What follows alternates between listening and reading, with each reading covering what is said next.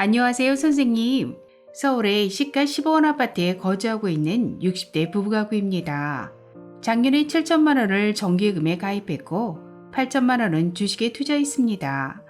소득은 남편 국민연금 60만 원과 정기예금에서 나오는 월 20만 원 정도의 이자 소득이 있습니다.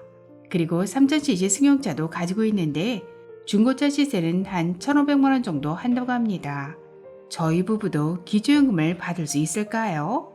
그리고 기초연금에 반영되는 일반 재산 계산 방법을 정리해 주셨으면 좋겠습니다.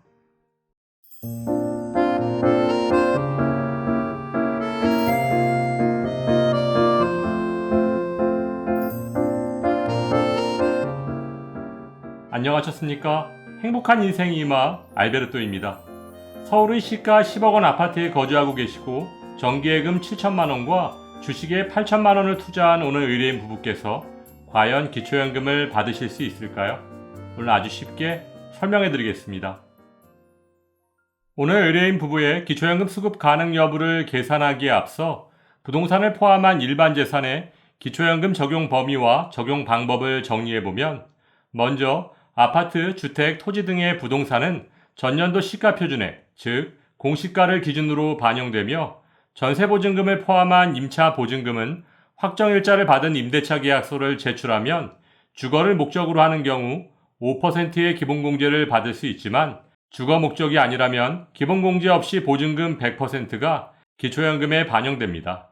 따라서 기초연금 계산 시에는 전세로 거주하시는 것보다 대출을 받더라도 집을 소유하시는 편이 훨씬 유리하다고 할 수 있습니다. 다음 분양권은 기초연금 신청 조사 당시의 납부된 계약금, 중도금의 합계만큼을 일반 재산에 반영하고 있고, 청약 저축의 경우 집을 장만하기 위한 과정이므로 금융재산이 아닌 일반 재산에 반영됩니다. 마지막으로 자동차의 경우는 보험개발원에 등록된 중고차 차량가액만큼이 일반 재산에 반영되지만, 차량가액이 4천만 원 이상 고급 자동차라면 기초연금 바로 탈락이라고 보시면 됩니다. 따라서 고급 자동차는 기초연금 신청 전 반드시 정리하시기 바랍니다. 먼저 오늘 의뢰인 부부의 상황을 정리해보면, 서울에 거주하시는 60대 부부가구시고요. 시가 10억 원, 공시가로는 6억 원 정도 하는 아파트에 거주하고 계십니다. 금융재산은 정기예금 7천만 원과 여기서 나오는 이자소득 월 20만 원이 있고, 주식에도 8천만 원을 투자하셨습니다. 그리고 남편분께서는 매달 국민연금 60만 원을 받고 계십니다. 마지막으로 중고차 시세 1,500만 원 정도 하는 배기량 3000cc 승용차를 소유하고 계십니다.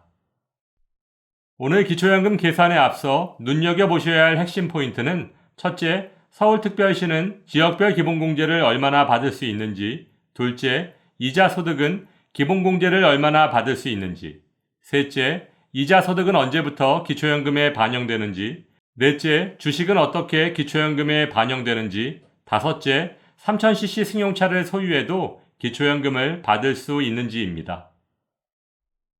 오늘 의뢰인 부부의 기초연금 수급 대상 여부를 판단하기 위해서는 소득인정액을 구해야 하는데요.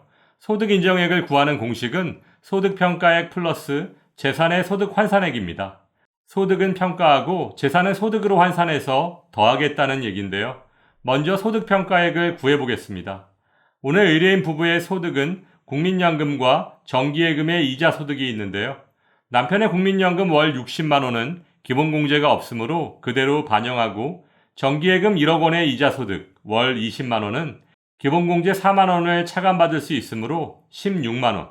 따라서 소득평가액은 국민연금 60만 원 더하기 이자소득 16만 원을 하면 76만 원입니다.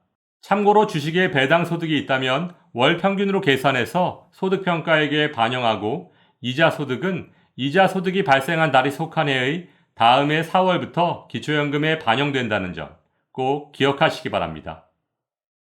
다음은 재산의 소득 환산액을 구해보겠습니다. 기초연금의 재산에는 일반 재산과 금융재산 두 가지가 있는데요. 의뢰인 부부의 일반 재산은 아파트와 자동차가 있고, 금융재산은 정기예금과 주식이 있습니다. 일반 재산의 계산에 앞서 기초연금의 가장 치명적인 고급 자동차의 기준 중 배기량 3000cc 조건이 2024년부터 삭제되었으므로, 오늘 의뢰인 부부가 소유한 배기량 3000cc 중고시세 1,500만원 승용차는 일반 자동차로 분류됩니다. 그럼 이제 일반 재산을 계산해보면 실거래가 10억 원, 시가 표준액 6억 원 아파트에 중고자동차 1,500만원을 더해주면 6억 1,500만원이 되고, 여기서 지역별 기본공제 대도시 기준 1억 3,500만원을 공제하면 일반 재산은 4억 8천만원이 됩니다. 그러면 이번엔 금융재산을 구해볼까요? 금융재산은 정기예금 7천만원에 주식 8천만원을 더하면 1억 5천만원이고, 여기서 기본공제 2천만원을 차감하면 1억 3천만원이 됩니다.